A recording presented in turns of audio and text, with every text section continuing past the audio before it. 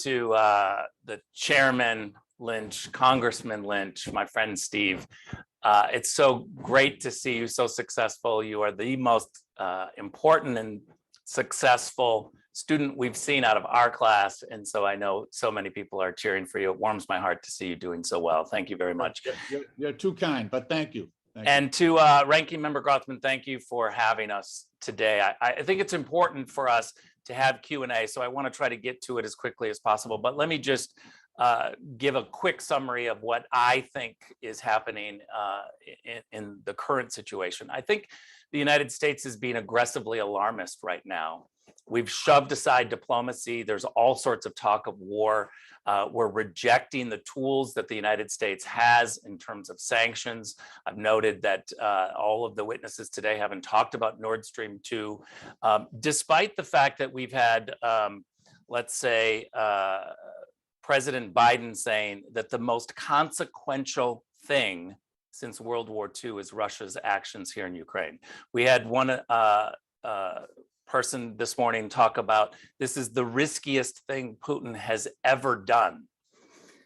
I have to say that if we really believed that this was verified intelligence, that this was the riskiest thing that Putin has ever done, or as Jake Sullivan said, war is immediate.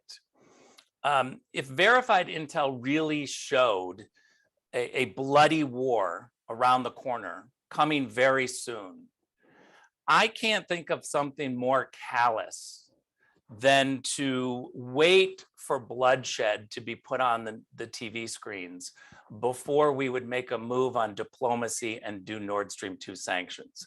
Nord Stream 2 sanctions, by the way, Nord Stream 1, the United States has no problem with. Russian gas is a part of the diversified energy portfolio for Europe, but Nord Stream 2 goes too far. The Germans have undermined us when it comes to Nord Stream 2. And to have all of official Washington racing towards military options, ignoring the diplomatic tool that will cripple Putin, that will deny him the money that he so desperately needs to go on the offense, to not even discuss Nord Stream 2, I think is shameful. It's typical of Washington and all of the pundits in Washington that race to talk about war instead of utilizing diplomacy. Sanctions and the tools of the US government are incredibly important. And yet official Washington is talking about troops and buildup and literally pushing aside the diplomatic response. I find it to be shameful.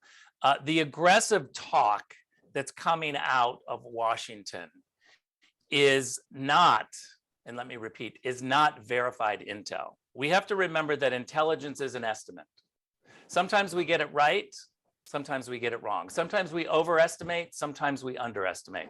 Let me just give you in recent memory a couple of times that the intel was overestimated and wrong because it was raw intelligence and not IC verified intelligence, a fundamentally different move. And the media does a terrible job of distinguishing between the two.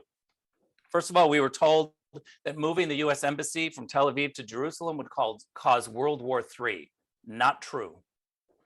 Kim Jong-un is brain dead. That ran on CNN for weeks, and every official newspaper in Washington, DC, and many politicians ran with that narrative. It was wrong. Trump was a Russian asset. Wrong. 50 former US intelligence officials signed a letter 1 month before the 2020 election saying, don't look at Hunter Biden's laptop because it's Russian disinformation. Wrong. I think lastly, let me just say that official Washington is also wrong when it comes to NATO unity. The Germans are undermining NATO. Many NATO members are not paying their fair share and their obligations. The Germans have attacked Estonia for trying to bring in hardware. And I will just echo what President Zelensky said about the US policy, and I agree with it. That right now it's the worst of both worlds. It's definitely not deterring Putin, and it's ruining our ally Ukraine's economy. With that, I look forward to taking many questions.